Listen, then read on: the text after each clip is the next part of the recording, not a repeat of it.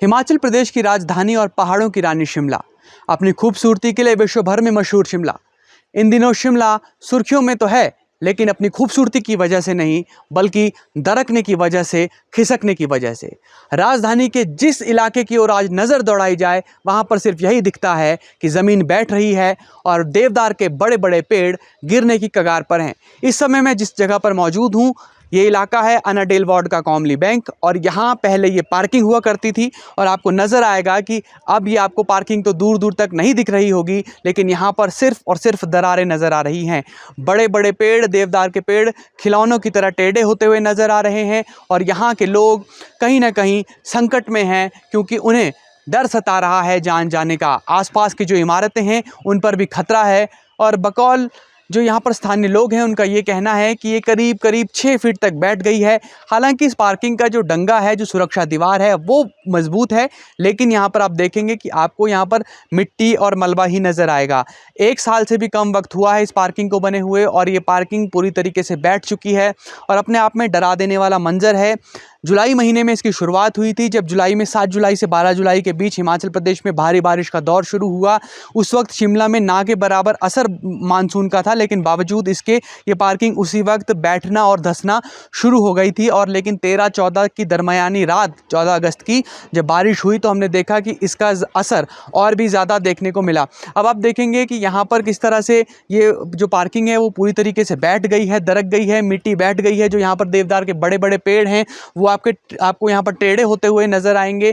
और जिस पार्किंग में यहाँ पर आलीशान गाड़ियाँ पार्क हो रही थी वहाँ इन दिनों सन्नाटा पसरा हुआ है। आसपास के लोग आते जाते सिर्फ इस विनाश की तस्वीर को देख रहे हैं, और ये अपने आप में भयावह तस्वीर है, क्योंकि शिमला में आज से पहले ऐसी तस्वीरें कभी लोगों ने नहीं देखी। एक बड़ा सवाल ये भी उठाया जा रहा है कि शिमला में केवल और केवल असुरक्षा की बातें बताई जा रही हैं, लेकिन असुरक्षा की बातें बताना तो लाजमी है, क्योंकि आसपास के लोगों को खतरा इससे बन जाता है।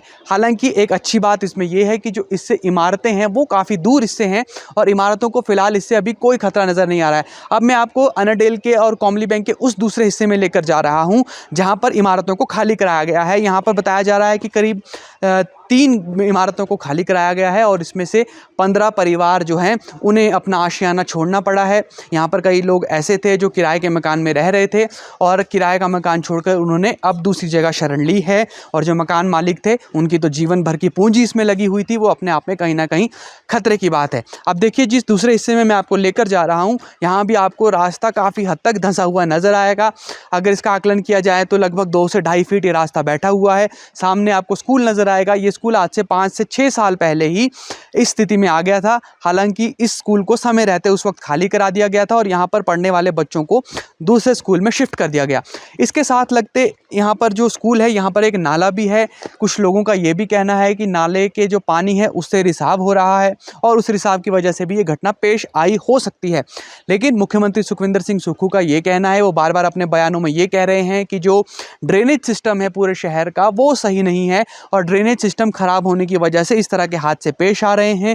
क्योंकि 13 अगस्त और 14 अगस्त की रात को जो बारिश हुई वो आज तक हिमाचल प्रदेश ने कभी देखी नहीं थी। 157% ज़्यादा बारिश अब तक मानसून में दर्ज की गई है, और ये 157% जो ज़्यादा बारिश हुई है ये अपने आप में खतरे की घंटी थी, और वो खतरे की घंटी बजी भी और वो खतरा देखने को हमें मिला भी। अब देखिए, जो रास्ता बिल्कुल सपाट था जहाँ से कभी गाड़ियाँ गुजरा करती थी वो आपको नज़र आएगा कि यहाँ पर ये पैदल चलने लायक भी रास्ता नहीं बचा है। अब मैं आपको वो 3 इमारतें दिखाने जा रहा हूँ जो बिल्कुल खाली करा दी गई हैं, क्योंकि इन इमारतों को खतरा है। ये वो 3 इमारतें हैं, आप देखेंगे अपनी स्क्रीन पर आपको वो इमारतें नज़र आएंगी। आलीशान इमारतें जिस पर न केवल पैसा लगा बल्कि लोगों की भावनाएं भी लगी, और इन्हें अब खाली कराना पड़ा है। राष्ट्र ध्वज भी लगाया गया है यहाँ पर, आप देखेंगे इस इमारत में, और फिलहाल इसे पूरी तरीके से यहाँ पर खाली कर दिया गया है। अब देखेंगे आपकी इसके जो घर के आगे का आंगन है, जो रास्ता है वो भी आपको नीचे की तरफ बैठा हुआ नज़र आएगा, नीचे की तरफ धंसा हुआ नज़र आएगा। वैभव लक्ष्मी परिसर इसका नाम है, और यहाँ पर देखिए बोर्ड में लिखा है संतोष एवं स्वर्गीय रमेश शर्मा पुलकित व रचित कॉमली बैंक शिमला, यानी कि जिनका घर है उन्होंने अपना नाम भी लिखा है। ये जो नाम है ये सिर्फ नाम नहीं है बल्कि ये भावनाएं हैं। पिता का नाम लिखना ये बताता है कि आपने इस घर में भावनाएं जोड़ी। और देखिए, अब ये जो भावनाओं के साथ घर बनाया गया था इसके ठीक नीचे जो एक सुरक्षा दीवार इन्होंने लगाई थी, जिसे डाइवर्जन वॉल भी हम कह सकते हैं, उसमें भी आपको बड़ी बड़ी दरारें यहाँ पर नजर आएंगी। जाएंगी।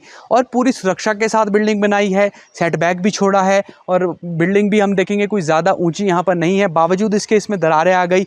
अब आप देखिए इनके सामने का जो आंगन है, आपको यहाँ पर नज़र आएगा कि इस आंगन के ठीक आगे बड़ी बड़ी दरारें हैं। यहाँ पर जो ये तरपाल लगाया गया है, जो प्लास्टिक लगाया गया है इसके ऊपर, ताकि यहाँ पर पानी ना रिसे, यहाँ पर आपको ये दरार नज़र आएगी। ये जो ढका गया है यहाँ पर, ये इतनी गहरी गहरी दरारें हमारे सामने हैं, तो ये अपने आप में कहीं ना कहीं चिंता का विषय है। और आप देखिए कि ये इस पूरे इलाके को यहाँ पर खाली करवाया गया है। ये 3 वो इमारतें हैं, जिस तरह से मैं आपको बता रहा हूँ कि 3 बिल्डिंग्स को यहाँ पर खाली कराया गया है।